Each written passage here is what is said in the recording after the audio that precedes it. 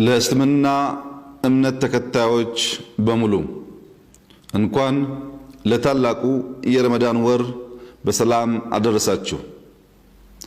ታላቁ የረመዳን ወር በሂጅራ አቆጣጠር 9ኛው ወር ነው። ረመዳን የተቀደሰ የጾም የጸሎትና የመንፈሳዊነት ወር ነው። በእስልምና ሃይማኖት የረመዳን ጾም ከአምስቱ የእስልምና መሰረቶች ውስጥ ይመደባል። ይህንን ወር ከቢሊዮን የሚልቁ ሙስሊሞች በመላው ዓለም በጾም በመልካም ተግባራትና በጸሎት ያሳልፋሉ። ነብዩ መሐመድ ሰለላሁ ዐለይሂ ወሰለም እንደተናገሩት በረመዳን ወር የገነት በሮች ሁሉ ይከፈታሉ፣ የገሃነም በሮች ይዘጋሉ፣ ሰይጣናት ይታሰራሉ። የረመዳን ወር ፈጣሪ ቅዱስ ቁርአንን በቅዱስ ገብርኤል አማካኝነት ለነብዩ መሐመድ ሰለላሁ ዐለይሂ ወሰለም ያወረደበት የተቀደሰው ወር ነው።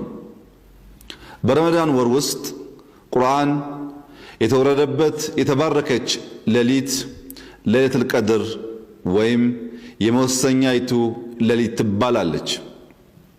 በዚህች ሌሊት የሚተገበር መልካም ተግባር ከ1000 ወራት መልካም ተግባራት የላቀ ምንዳ እንዳለው በቁርአን ተጠቅሷል።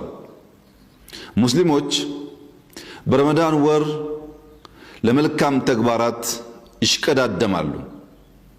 ጊዜዋ ተለይቶ ያልተጠቀሰችውን ይህችን የለይለቱል ቀድርን መልካም ተግባር ምንዳ ለማግኘት ግን በልዩ ሁኔታ ይተጋሉ።